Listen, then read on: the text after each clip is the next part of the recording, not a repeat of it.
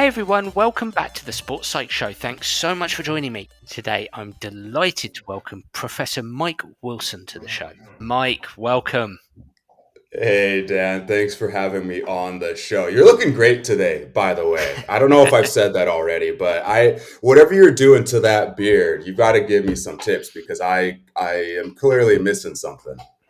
The beard is very salt and pepper now. It's there's lots of salt mixed in. It's gradually got a bit grayer over the years. So Don't they call that wisdom though, don't they? sometimes, if it's backed up with actually wise words, then yeah, there's some wisdom. But no, thank you so much. Thank you. I'll take that compliment. I'll practice what I preach because I talk to athletes all the time about actually reflecting on the compliments they get and actually going with that. So I'll take that compliment and run with it. So Absolutely. you've bolstered.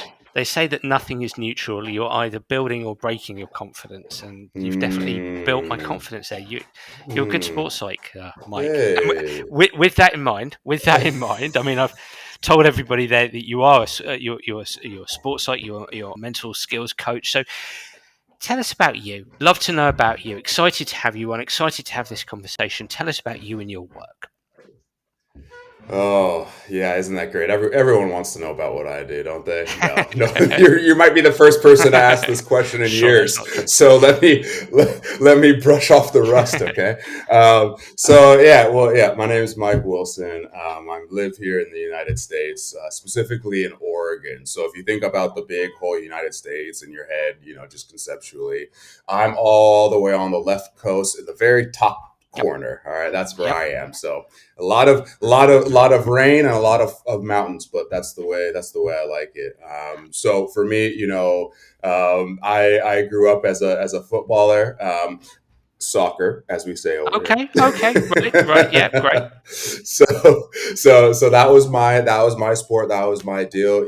I had the dreams as any young lad. I thought I was gonna, make it to the big times, hold up a FIFA World Cup, and live the dream. Just like all of my role models, the Ronaldo. It's funny. I always have to make a distinction there nowadays because if you say Ronaldo, anyone younger than me kind of steers towards CR7. I'm like, no, there's CR7, but there's only one Ronaldo. Am I right on that, Dan? Can Il I say Fenomeno. that? Is it Il Fenomeno? The Yeah. original and the best Ronaldo. Absolutely, absolutely. It is confusing for Yeah. people, but he was phenomenal. He was phenomenal, wasn't he? Literally phenomenal. he was and so that's what was my role model, and that's what I wanted to do with my life. So having chosen sports, that directed all of my decisions as a teenager, and with school decisions and things like that.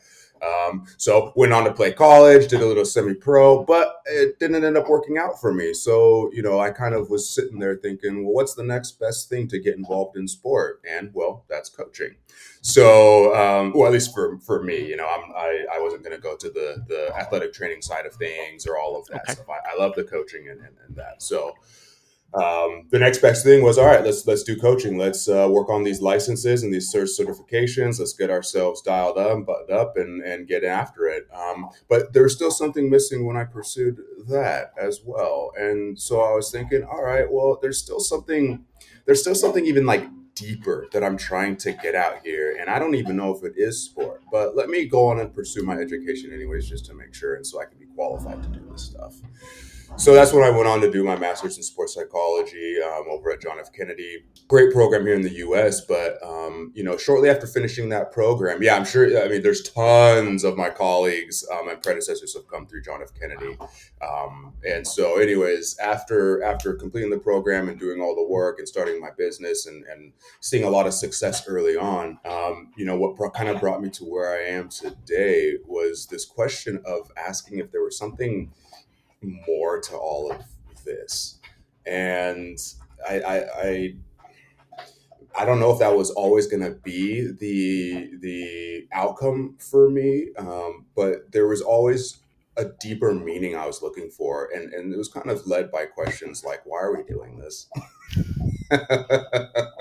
What is this all about? Like we seem to be putting a lot of energy and money towards all this kind of sports stuff, but like what's it all for? Hmm. Like winning? Is that really it? Because when I talk to these athletes, like winning isn't the first thing they talk about. So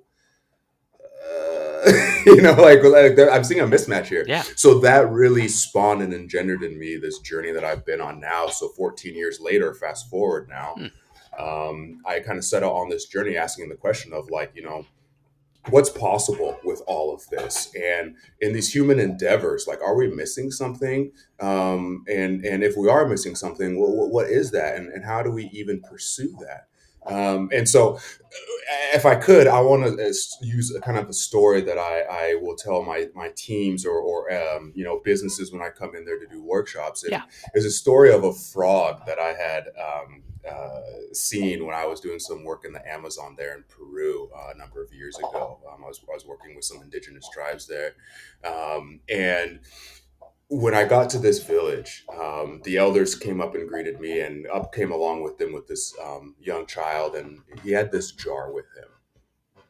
Inside this jar was a beautiful frog. Okay.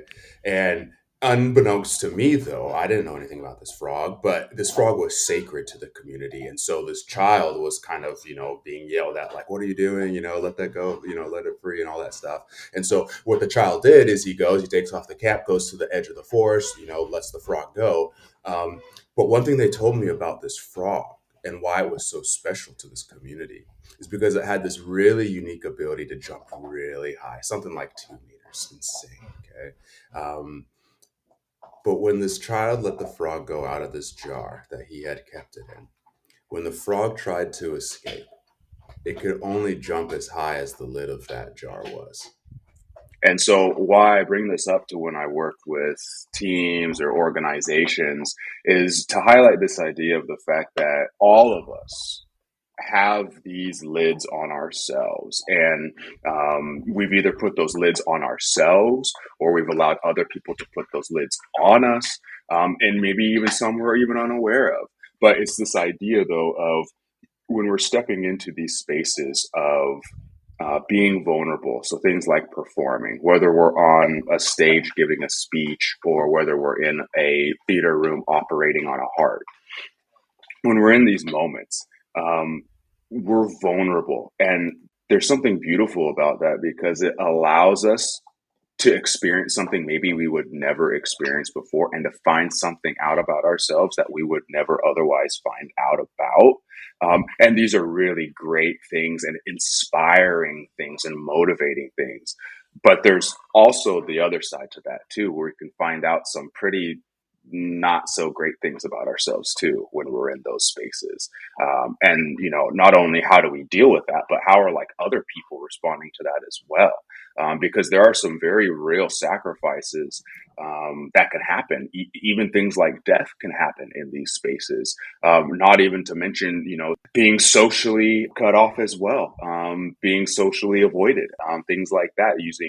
Losing social prestige and losing social esteem among your peers. So I say all of that to say that it's brought me on this journey now to where I am, having worked internationally on several different continents with several different foreign governments and agencies and things like that. So, for me being here now, it's really about this idea of exploring, what it means to be who you are in this world and the means in which we realize that.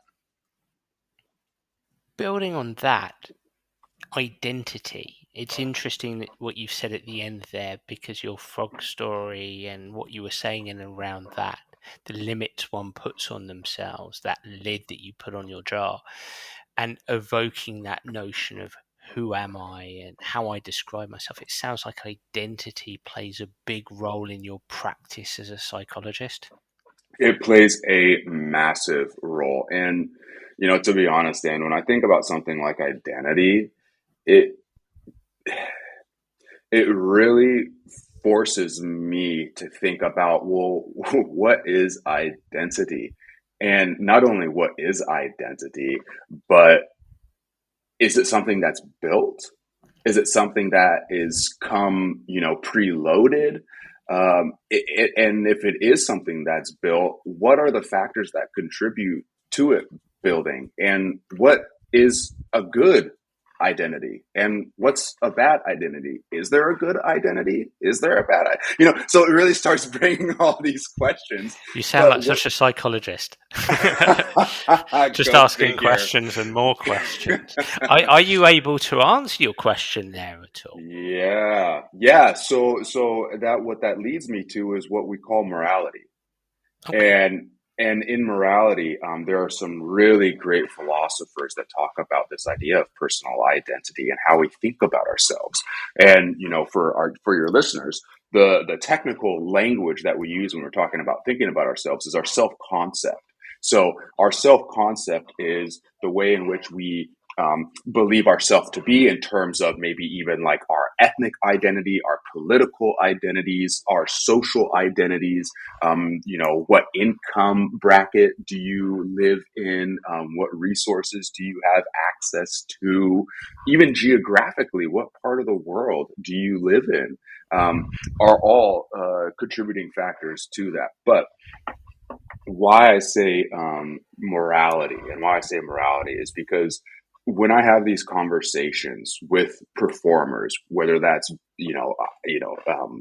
high achieving business leaders, to musicians, to government agents in respective departments for things like social development or the ministries of sports that are involved for national sport development among the youth. You inevitably intersect with these tenets that are fundamental issues in philosophy. And I'm talking about things like reality, illusion. I'm talking about things like truth, right, wrong, free will, determinism, mind, body, duality, right? Like that's a very important question that I don't see a lot of practitioners asking, okay? This idea of duality and dualism. And this comes from René Descartes, 17th century French philosopher René Descartes, who had the famous phrase about how he pursued identity, which is he came through the idea of self-identity through a method of doubt. And what he doubted was you can doubt everything there is, but the one thing that he could not doubt was that he himself was thinking about himself. And that's where the famous phrase comes from: I think, therefore I am. And that is the basis of personal identity, is that you think and then therefore you are, in Descartes' term. And why that's important, though, in what Descartes presented, this idea of duality and dualism, of this separation of mind and body, is because people don't realize this, and I don't know why anybody would realize this outside of our field, but psychology is the synthesis of philosophy and biology.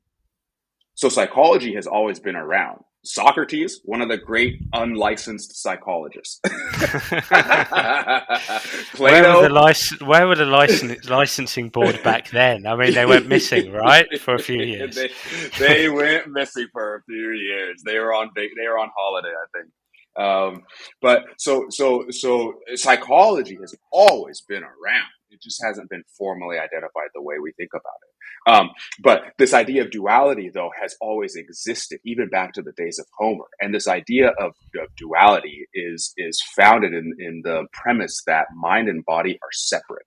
Now, that has real-time implications, Dan, especially for coaches or people in positions of leadership, because if you view the mind as separate from the body, then who bears responsibility?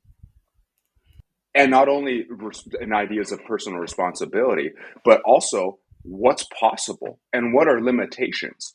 If we are coming at something like personal growth as somebody that is wholly separate from the body that they are in, then we're missing on addressing a significant part of who that person is. Because what we know now, what research has made demonstrably clear, is that the mind is what the brain does.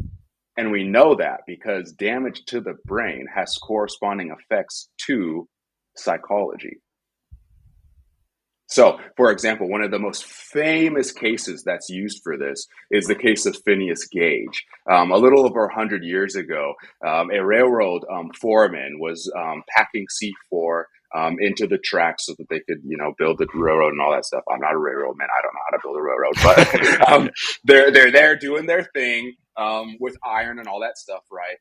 But he hits the C4, it explodes, and it thrusts this iron pipe through his left eye socket and out the top of his frontal lobe. Okay, so why this is significant and relevant to this conversation and this idea of personal identity is because his frontal lobe was so damaged that there were significant changes in his personality and temperament.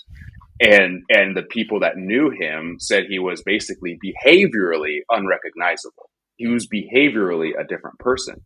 Okay. But this has profound implications in terms of how we articulate who a person is. Because if who a person is what the brain does, then what the brain is doing becomes very important. And the environment that brain is in also becomes very important because we know about gene environment expression and epigenetics. So all of these elements play very significant roles in terms of personal identity. But the whole concept of duality is something that is really interesting for athletes to think about because a lot of people unawares subscribe to this idea of duality because it's enmeshed not only in our language, but it's enmeshed in our media. It's enmeshed in how we communicate with one another. How many movies are there where people switch bodies, where they retain their identities, but they're in a different body? Well, that is a philosopher's conundrum right there, because that's a great, what they call moral dilemmas or thought experiments. But when you talk about that with an individual, that who they think they are, their most secret parts of them,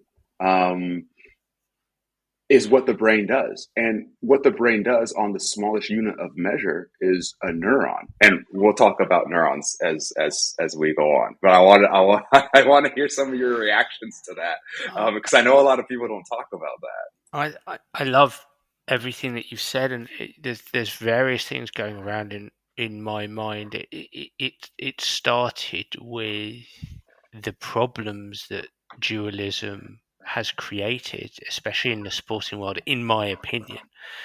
It's making me think, and I'll speak to a little bit of that in a second, but it's making me think, very much in my world, I'm embedded in a biopsychosocial lens of the world, that human beings and the people that I work with and I come across every single day in my life, the behaviors that I see are as a consequence of minds in bodies in worlds. Psycho being the mind, bio being the body, social being the world, and that they're inextricably linked and constantly imposing on each other to influence behavior. And the difficulty of separating them, I don't think you can.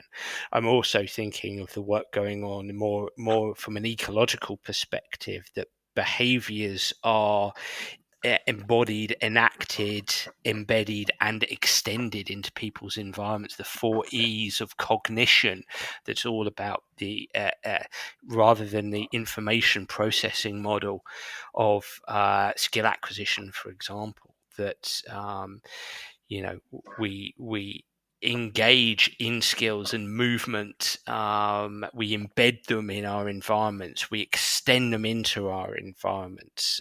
We enact them in our environments. We embody our identity, I suppose. Essentially, you make me think of, again, probably against Cartesian dualism.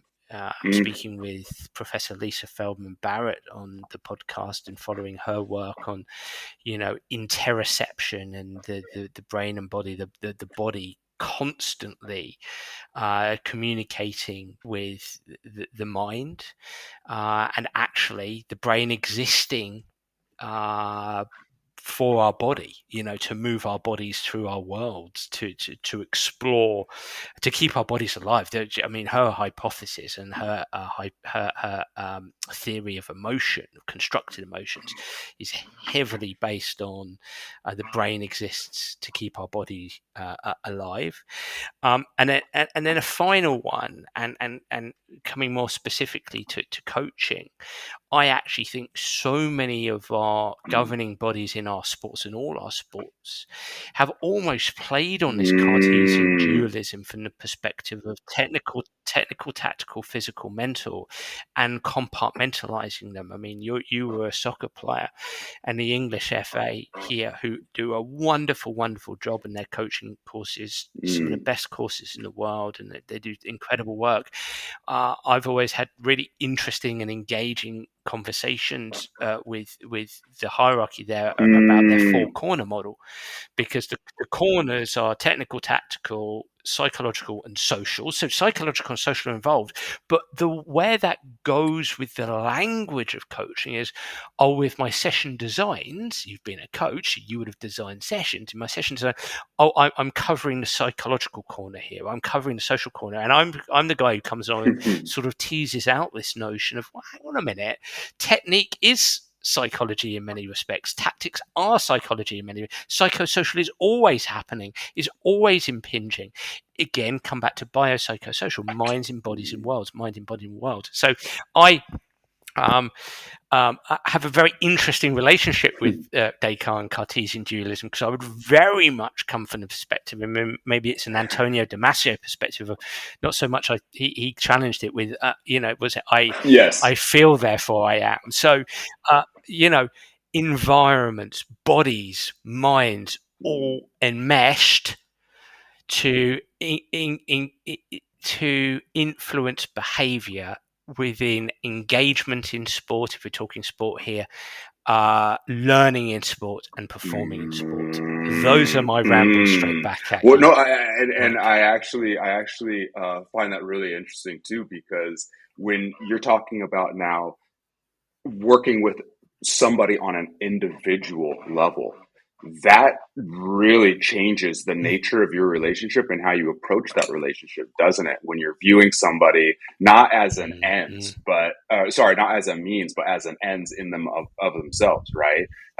Because that changes then the methods of how we facilitate this growth, and then that also has an impact on this trajectory of how we're doing this growing, right? How are we manipulating the environment and the context to best optimize growth and all of that, right? And that's why I want to point back to this idea of the personal identity, because who people think they are, their self-concept, has a huge role to play in that growth. Let's take, I'm just going way off track here, but let's take like a Lamine Yamal, okay? Yep. We know that one of the main determinants of expert performance is experience. How do coaches explain a Lamine Yamal? How do we, as in this field of sports psychology, right, and understanding the neurobiological mechanisms behind psychology, how do we explain somebody like a 17-year-old Lamine Yamal making people twice his age look like they haven't played soccer before? How do you explain that? The brain has only been around for 17 years. Because when we're watching performance, what you're watching is the brain figuring out problems. And what's interesting about how the brain figures out problems is it through memory. One of the key components is memory. So memory has a really interesting role to play in here in terms of collecting information, encoding information, storing and retrieving. So what I liked about your example, and why I'm bringing this up here, is because you talked about this extension of oneself into the environment. And the way I see that as well is almost like an extension of consciousness. Um, and what I mean by that is, I guess you could maybe extend that from maybe like a theory Mhm. of mind. And I've always kind of been a believer that the best performers in anything um, became very competent and proficient with theory of mind. And for your listeners, theory of mind is a phenomena that happens in our cognitive development early on in childhood, whereby we begin to understand that other people have their own reality. So just to give you an example, just before this stage happens, they're in a very egocentric stage. I don't have children, but I've seen a lot of kids, and they all go through this stage where their world is understood through themselves, what they want, what they like. Everybody else has to like. And if you ask what their, dad or mom likes, they're going to say that they like the same thing they like, right? Everything is done through them. So then to get beyond this is theory of mind. And when someone has achieved theory of mind, when a child begins to successfully lie to you. Because by successfully lying to you, they know that by what they say can alter your understanding of your reality. Okay. So I think people that are very successful performers have a very high level theory of mind. Because think about memory, future, past, present, in a 90-minute soccer game. So not only, I mean, it's phenomenal. It's so beautiful to see that these decisions are being made at almost light speed, by the way, neurochemically, which I don't know how that doesn't rip our body apart just by sheer quantum mechanics, but not a physicist. But just the fact that those calculations are happening so quickly, right? Take any sport, all the factors that you're trying to measure and calculate, from speed, trajectory. Maybe there's 7 other people that you have to consider into their movements and anticipating and reacting. And then also, by the way, you're manipulating your body in space and time and a whole host of other things, right? So all these computations being done very quickly. But think about this. To be able to juke somebody or to be able to trick somebody, you have to have a very, very competent understanding of what they are seeing and what they could be thinking or feeling, right? So it's this high level of empathy that I think has to happen there with this idea of theory of mind and this extension of consciousness. Because think of like something like de-individuation, right? With Formula One drivers, or just you and I, when we step into our car to drive, or if you're riding your bike, or if you're articulating any external apparatus to your body, our consciousness absorbs that into our spatial awareness, right? Even just walking my dog this morning, he was going too far around a tree, and he has his consciousness tied to the leash, so he knows, oh wait, that leash isn't going to make it around the tree. I've got to go back around this way. I don't say anything. Nothing is being said, right? But in order for him to behave that way, his consciousness has to be extended somewhere by absorbing more pieces. So just like Damasio was saying in terms of interoception, and we have this internal milieu that's constantly trying to stay calibrated. And if we do go into allostasis, if we do go out of homeostasis, right, we have this consciousness existing there to search for those resources that are going to get us back into homeostasis.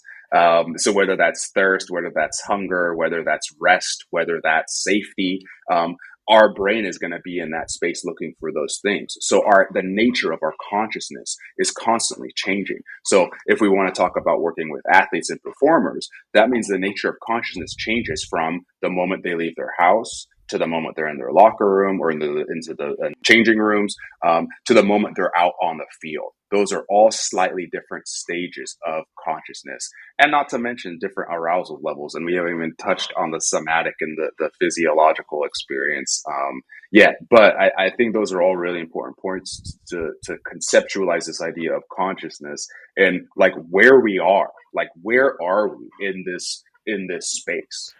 I've written down 2 words with relation to everything that you're saying, then I'm thinking about Lamine Yamal growing up at La Masia, the Barcelona academy, and thinking about former players being there, Javi Hernandez, for example, and something he said in the past about it between the ages of sort of 12 to 14, where they got used to training in very small areas, and having to constantly, in his words, whether they're the correct words, but in his words, really having to really put effort into thinking. Okay, I mean, I know we talk about players thinking less, right? In sports psychology, that's what we tend to talk about. But it sounds to me like Javi Hernandez is talking about putting a cognitive load on himself in these small areas to find those spaces to receive the ball, to lend the ball, and then find other spaces to get the ball back, and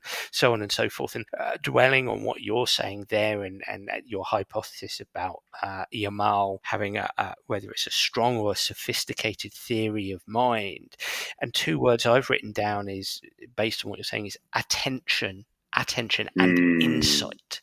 That, where we could potentially hypothesize that a Yamal, a Messi, a Javi Hernandez, and any of these players growing up in these academies, that there's just something about them as a very young person, that they are directing their focus of attention onto these environmental cues that are emerging and dissolving, and they're doing it quickly, and they're really thinking, and they're building insights about the game that become these sophisticated theory of mind about themselves in the world around them, and what others might be trying to do, and what the challenges that are being presented to them.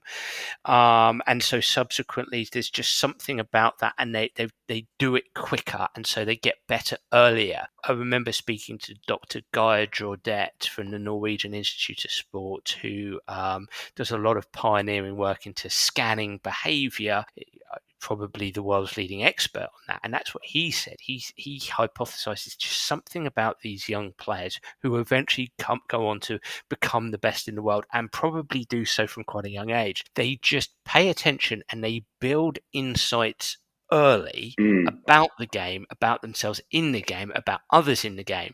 And I'm saying all this because I really think it neatly aligns and loads onto what you're saying about theory of mind and self-concept.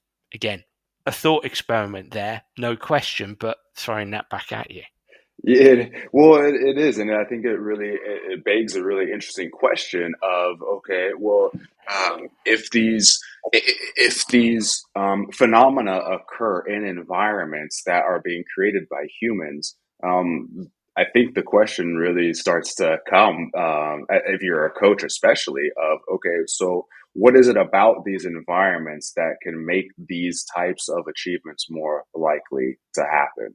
And I think, and I think that takes a lot of intentionality from the coaching staff as well. And that now you're talking about is going to lead into the intersection of cultural values. What are the social normative behaviors? What is the expectation? And then also, too, one of the ingredients that I see missing from these conversations in youth development is the ingredient of time. Yep. And so I just wonder where that piece is valuable in youth development. But if we're talking about decision making happening in spaces where you're having to make very quick decisions based off a very limited amount of information, and those decisions need to be accurate, because if they aren't accurate, or if they aren't accurate more times than not, then there's going to be consequences for that. And those consequences, although they happen in the game, are going to turn out real time as not getting a contract. Like that's how it turns out, right? If you make more mistakes than you do successes, you're probably not going to last very long in the pro field, right? So that adds another element too of then how do you make these decisions consistently accurate? and then just for fun, if we want to throw that into a 10-year career of Luka Modric at Real Madrid, who's also competing against hundreds of other top level athletes for the center mid role of Real Madrid, then that adds another factor too. But guess what, Dan? None of it has to do with the external environment. It all has to do with the way Luka Modric perceives himself and understands himself. And part of the way people understand themselves is how they explain the world around them and how they explain the events that happen to them in their lives. Good or bad, okay? However you qualify that. And what that is that's attribution theory. And we all do this every single day. When someone cuts us off in traffic, when the line is long, at the grocery store, and we're frustrated because the person's taking forever at the counter, like when we don't know what's going on, right? We're making all of these explanations to justify or explain what's going on in our world and why, okay? But guess what? Who you are, and what I mean by who you are is I'm talking about intersectionality here. And Kimberly Crenshaw is the foremost researcher in intersectionality out of Columbia. What we're talking about with intersectionality now, when we're talking about intersectionality, we're talking about your ethnic identity. We're talking about your gender identity. We're talking about your sexual identity. We're talking about your economic identity. We're talking about your political identity. And these are both self-ascribed and also socially prescribed. So you're constantly trying to navigate these identities, right?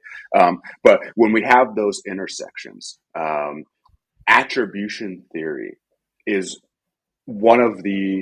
it's just one of the tools that we use to help us get through our day. Because when we're not cataloging all these explanations, then that leaves a whole room for ambiguity, and ambiguity kills confidence. And actually, ambiguity is a primordial fear. When we don't know what's happening, or when we don't know what's going on, and when we don't know what's to be expected, we're lost. Okay, and that comes from an ancestral fear of uncertainty. Uncertainty is one of the biggest stressors on the human being. Right. But why I mentioned attribution theory and its role here in terms of identity is because that constructs who we are relative to everybody else in the world around us. Because we don't have that identity without something to compare it to. We don't have something to distinguish ourselves from, or to compare ourselves against, or to juxtapose. But why attribution theory, I think, is especially pertinent to this conversation is because I would love to hear Lamine Yamal's explanation for why he has the talent that he has, or why he's able to make the decisions with the percentage of accuracy that he does. And I would like to hear him explain why he thinks his peers don't have that ability. Now, one thing I would be very surprised if he whipped out a anatomical map of the brain and started talking to me about the limbic system and how the somatosensory cortex. Like, I'd be awesome, dude. Great, that's awesome. I love that you're taking the scientific approach to your game. But I'm not expecting that. I'm guessing I would probably hear a 17-year-old just explain how he thinks he's good. Like, right? Like, they would talk about their training. They would talk about the education they've received from their coaches. They would talk about the resources that the academy provides and how their needs are being met, how they're helping support their families, how they're helping alleviate financial burdens, how they're helping their siblings set up for their future. So they have all of this stability and all of these needs being met that help the individual spend more time focusing on elements that are going to help them more likely realize their self actualization.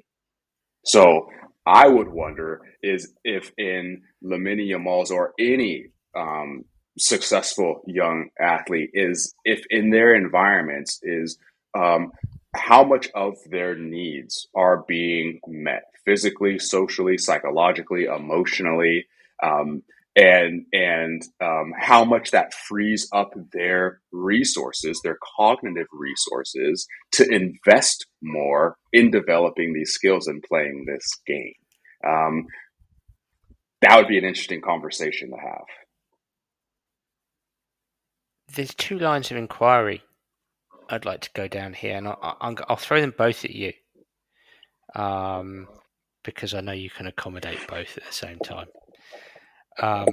The first one is coming back to attribution and identity and the relationship between the two. The narrative one holds in their mind, the stories they tell themselves with relation to identity. Are you, this is a broad brush question here, but are you trying to broaden identity? Are you, or the narrative around identity? Are you trying to make that narrative or story more accurate? Are you trying to help young people engage in control when it comes to their story and narrative around identity and attribution? So broader, more accurate, control. Are those things pertinent? And then, so we're talking about the individual there, and then on the other side of things, you talked about meeting needs, and you sort of talked about that with relation, I think, to environment and culture. So is that what a great culture is? One that meets the needs of the people within that culture, within that organization, within that team, within that college program. So two questions. That's a very interesting idea. I would, then the optimist in me wants to say, yeah, of course of course they're related. But then the scientist in me wants to say, well, yeah, seemingly, right? Correlation does not equal causation. But I think what is important about this idea is depending on the client, or I guess according to the client, whether that's again an athlete or a coach or a business leader, like what is their value system? Because if they don't value personal identity and the sanctity of personhood, then what I say isn't gonna matter. But why I would say that attribution theory is so integral to this idea of personal identity and then also culture, right? Because an organization explains to itself or to those within the organization how or why things happen, right? A successful year for the company. How do you explain that? What are the explanations used for that? Okay. And one thing I'm going to delineate a little bit further is that with attribution theory is it denotes that we have an explanatory style. Okay. And this explanatory style is going to have a huge impact on the way in which we experience the things that happen in our life or not. And we'll go further on that too, because then I want to further delineate between, people that are more fixed minded individuals and growth minded individuals. And I use those buzzwords, but the real root of that though actually stems from a philosophical conversation about nativism or constructivism. And we hear this language a lot about, you're born with it or you're not, you got it or you don't, right? And that fallacy. But we'll steer that to in a minute. But with this idea of culture and identity and broadening this idea of identity, it's important to identify how we explain the events in our lives, because those explanations play a huge role in terms of things like, for example, adversity, Okay. If we view adversity, if we explain adversity and challenges as a threat, then that means we are going to, not means, but it is more likely that we are going to avoid those threats. Okay. Whereas if someone has an explanatory style that says, oh, adversity is an opportunity. Yes. Oh, oh, oh. You mean there's nothing attached to it? You mean it's just something I can just go do and see what happens? That's an option? I can do that. Yes, you're a 10-year veteran in the EPL, and yes, you can just go out there and have fun. Yeah, you're allowed to do that, man. You know what I mean?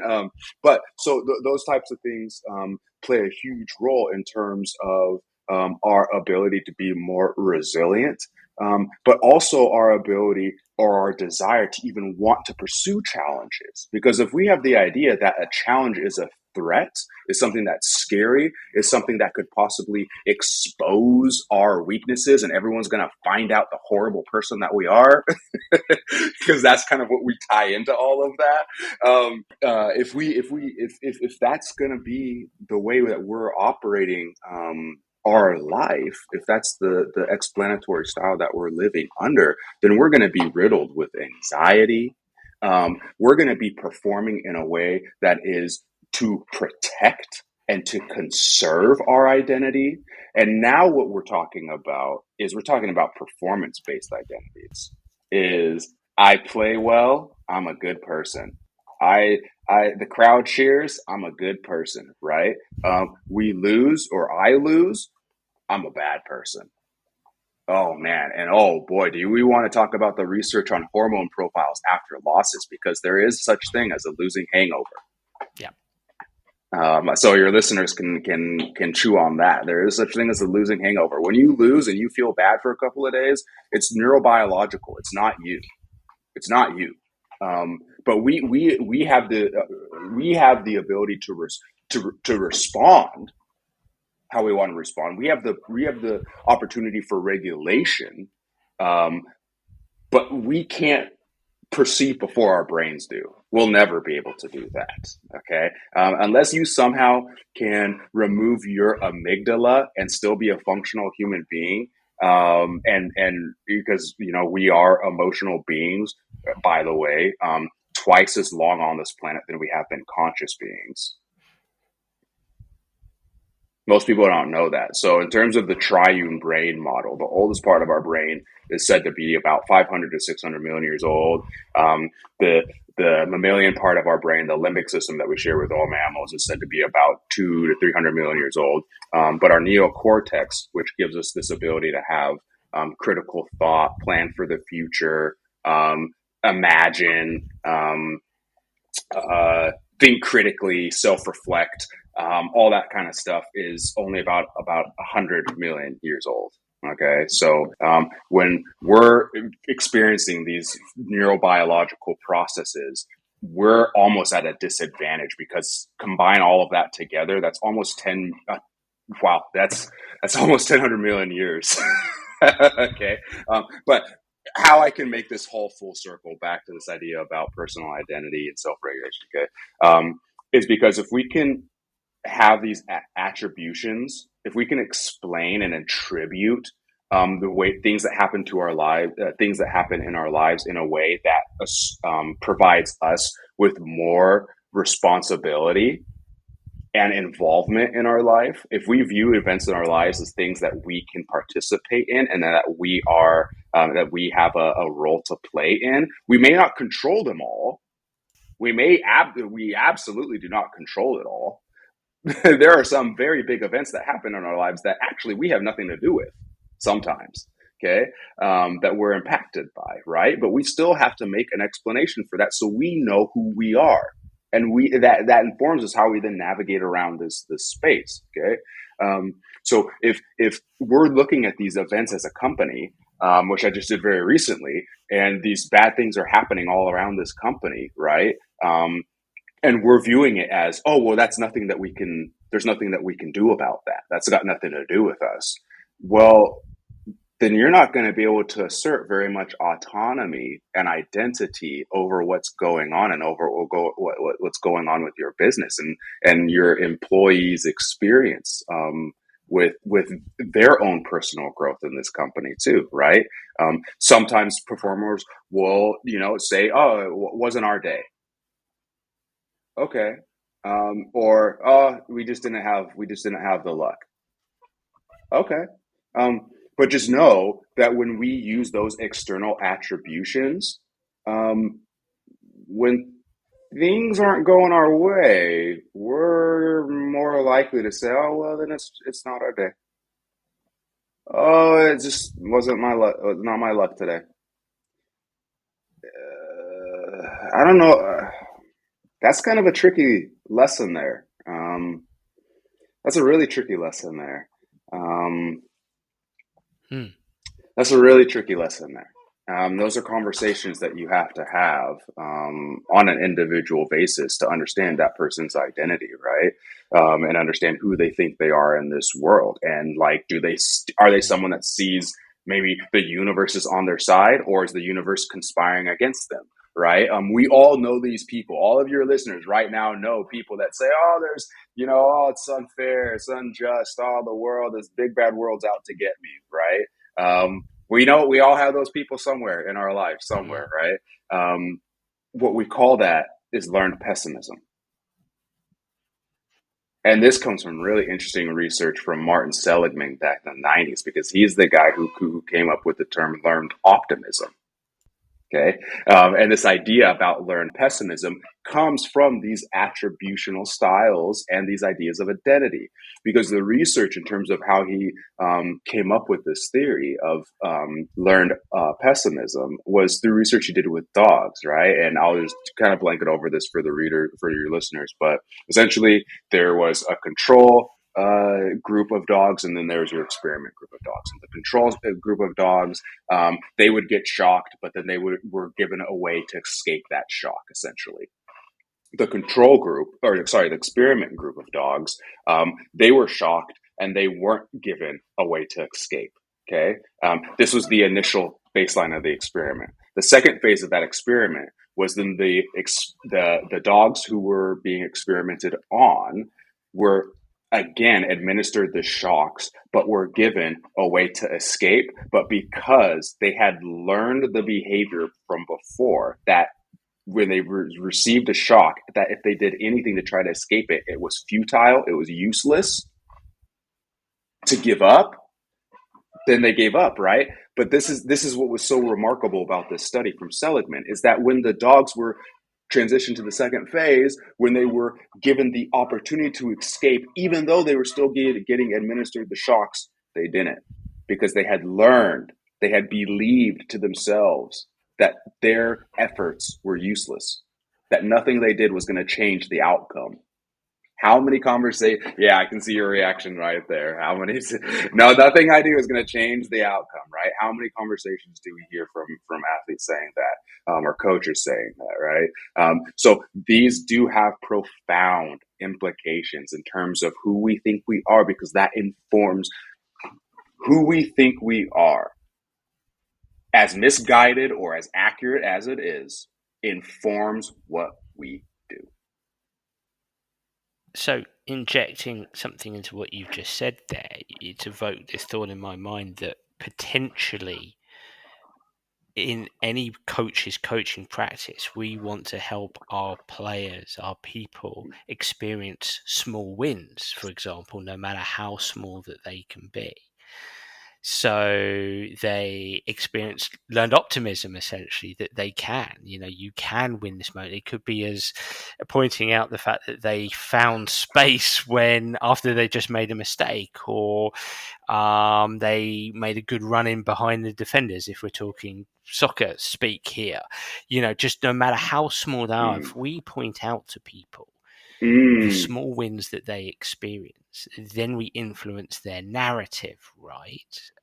And when we influence their narrative, as you were speaking, it was making me think of, and I know you've kind of alluded to this with Growth and Fixed, but the work of Carol Dweck. But what has always excited me probably more than Growth and Fixed, which the whole world got excited about for a little bit, and then the whole world criticised any kind of non-replicable research afterwards. But what I love is actually her first book, based on her research. With John Nichols throughout the 80s and 90s, and that was meaning systems, because this is all about meaning and narrative, right? The meaning, everything you're talking about is the meaning I create of myself in the world around me. Meaning and narrative, I think, are critical, and so subsequently that meaning influences my optimism or my pessimism, my outlook, and that then infiltrates my ability to approach, or do I avoid, which comes back to your threat and sort of challenge response. Do I approach? Do I avoid? Do I have this identity, and am I creating a narrative and a meaning around everything where I feel great about myself? I'm building my optimism irrespective of some of the outcomes that I experience. I stay optimistic, and so I keep approaching. I keep energy forward. I keep purposeful, positive, and proactive, rather than hesitant, inhibited, and passive. Classic fight, flight, freeze type scenario. Absolutely. And if someone is listening to this, or if you have practitioners that are listening to this and want to take these conversations to their clients, in terms of articulating or guiding your client to articulate who they think they are and how they can conceptualize that, I really like to talk about the conversation of the constructivism versus nativism. And so, which she talks about in her book. That's absolutely central to what she's. It is, and I really wish, Dan, that these concepts were part of coaches' training modules. Because I've looked at the United States, our youth soccer coaches certifications and training modules and things like that, and they do exceptional work. What Claudia Reyna had done this last couple of decades is amazing. I mean, U.S. soccer has just gone straight up. I wish I was a youth player now in the U.S. Now's the time to be here. And one of the things that I just wish we would see is the conversation with coaches, because the coaches are the front line of this kind of conversation, because these are how athletes are being treated. People treat these athletes based off of the premise of, they were always meant to be that way. They were born with all of that. Right? They were born with that speed. They were born with that strength. They were born with the ability to take their first touch in any direction right out of the sky. Ronaldinho. No, it's like, you know what I mean? Like this also translates to other areas as well. Think about things like art. We go to these great museums, right? And we see these wonderful masterpieces. Okay. But we see the finished product. We don't see the years, the agony, because we know these, artists are agonizing over something, agonizing over what their work is meant to portray, or what it is they're trying to convey and capture. We don't see all of the nights of torment, of sleeplessness, or we don't see the fights with the partner of why are they spending so much time in the studio, and we don't see all of the mess, but all of the joys and hopes that went into making that masterpiece. But we see the end product and we just say, oh yeah, of course they were going to make that. Like, of course they make that. That's Monet. Okay. And we do that with our athletes, from our Cristiano Ronaldos, our Leo Messis, to our Kylian Mbappe's, to you plug in the name, right? Whereas there's a whole other side to the conversation of constructivism, that these abilities are built. Okay. And not just built purely through strength and conditioning or technical training, right? But built through socialization and how we interact with everybody around us, right? Think about when kids are just learning skills, and think about the attention or recognition they get when they do something cool or do a cool trick or score an amazing goal, right? Think about the reinforcement that they get from their peers, from their family members, from their coaches, right? All of a sudden you get to play more. All of a sudden you've got people asking you to come play with other teams and so on and so forth, right? It's really great, but what's really interesting then is to look at the gene expression that happens from that. And again, these explanatory ideations of, well, how does that individual explain what's happening to them, and how does that affect who they are and how they feel about themselves, their self-esteem. Okay. But one of these things that I want to talk about here in terms of this idea of constructivism and nativism is when we talk about constructivism and building these athletes and building these abilities and these technical abilities, is it's not completely negating any of the biological predispositions, because those are very real and those very much have a role to play. Everything from reaction times to depth perception. It's incredible, the world of perception and what our sense organs are doing. And a very interesting theories your listeners can check out is organ inferiority complex. It's really interesting stuff. But what I wanted to say about constructivism is the idea then of neuroplasticity and the ability for the brain to change. Because it really only up until a couple of decades ago, the thought was that we were born with our neurons and better do your best to preserve them, because once they die, they're gone, right? We didn't know anything about neurogenesis. We didn't know anything about how to stimulate neurogenesis through various compounds and things like that. But even more neuroplasticity, because we saw that through brain trauma, and we saw that through hemispheric specialization and how damage to one part of the brain, other regions can occupy and kind of adopt and help navigate around that. So the brain is amazing in terms of its flexibility and adaptability to perform. And we need to recognize that at the neuronal level, what's happening in terms of behavior and developing these skills, okay? Really well-learned skills and really well-learned behaviors are called habits. We call those habits. Okay. The idea with a habit, ideally in sport, is that you develop a skill so well that it becomes unconscious and automatic. Okay. When you're playing in a Champions League final, you don't want to have to be thinking about trapping a soccer ball. that needs to be way out of there, because you need to be thinking about how you're going to dissect this 3-4-3 and all these other important relevant cues that help you perform and execute your role in that moment. Whereas we see with novice performers, right, or performers with less experience, they have to pay attention to a lot more cues. And this ties into your plug with concentration.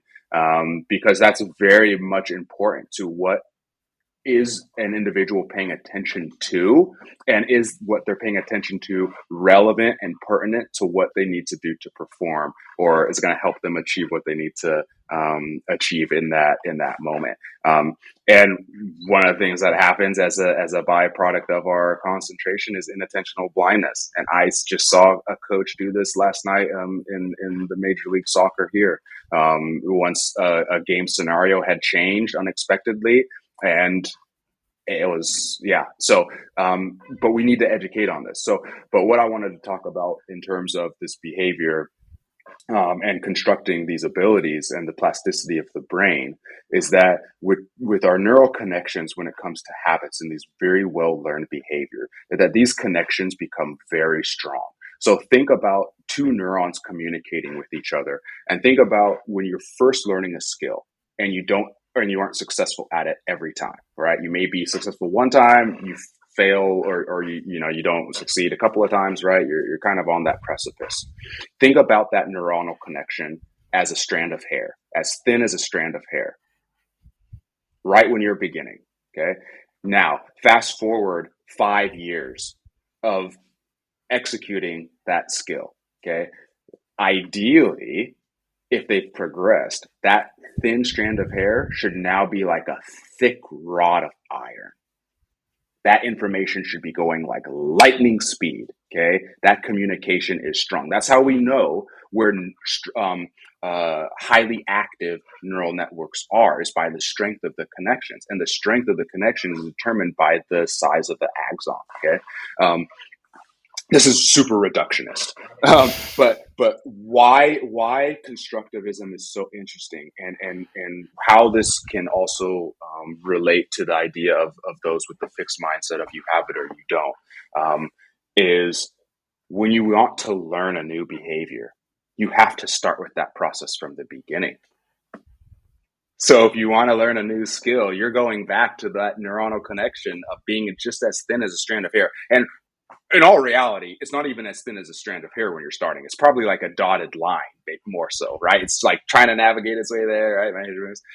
But that's super important to understand at a personal, fundamental level, because what that means then is that when we're experiencing adversity in behavior change, when we're experiencing like discomfort, displeasure, and things of that nature, right? When we are trying something new and it's too hard and we say, oh, I can't do it. This is too difficult. I'll never be able to use my left foot or whatever it is, right? All that person is running into on a neurobiological level is a lack of neuronal connection. So if we can empower a 10-year-old to have a very minimal understanding of the fact of their frustrations are not them, it's not their fault, it's not you, it's your neurons, it's your brain is learning right now, and it takes time. Time is the ingredient here. And by time, we mean exposure. That can change that person's not only capacity for growth, but it also alters their understanding of who they are and what it means to be a human, in that humans can change. And so when people talk to me about like, oh, well, you're going to go to talk to this pro club, how are you going to have pros buy into what you're saying, all this stuff? They're also, you and I are talking to people that make more in a year than I'll ever make in my life, right? So what on earth are they going to listen to me? Well, what they listen to is the fact that they can learn more, and that they can do more, and that they can develop more abilities, that they can take their abilities even further. Right? Because what we talked about from the very beginning is that winning is not the number one thing these high-level performers talk about. What they were talking about in between the lines is achievement, meaning, purpose. Now, it somehow can manifest and it can translate monetarily into a golden figurine at the end of the year that we call a trophy. That's how it can manifest itself in this physical dimension. But what we're after is achievement and purpose and fulfillment. And so if you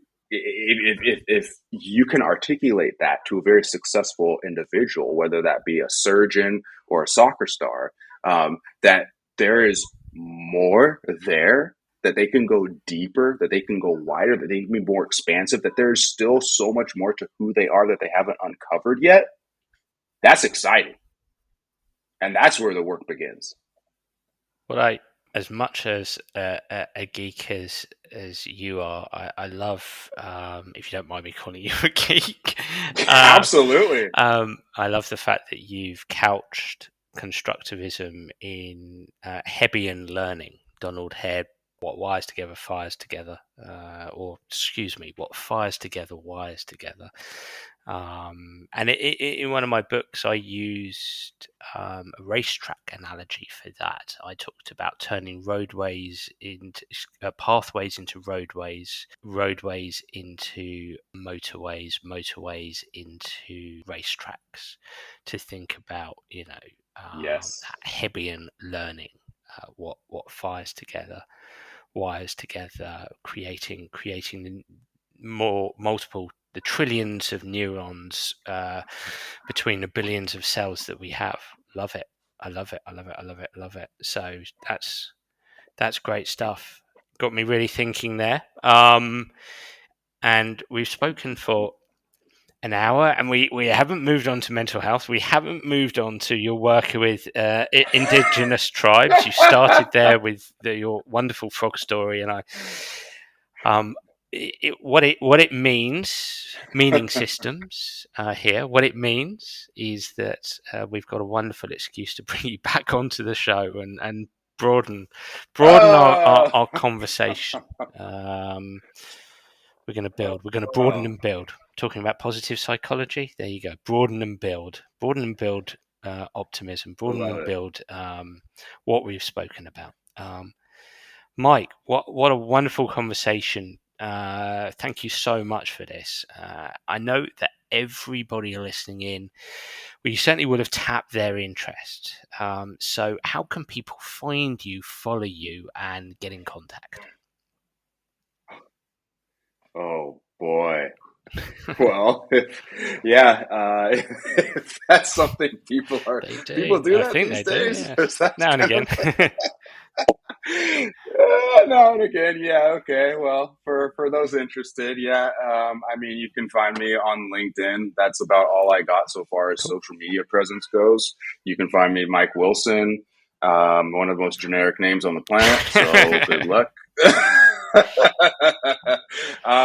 But yeah, I mean, I'm sure when you plug all this stuff, I'm sure that'll all be fine. But I did mention to you though, because I do want to have you in my book that's going to be out next spring. It's going to be out published. So you and I will keep conversing about that because your knowledge needs to be out there. Let's tease the audience with that before you disappear. Okay.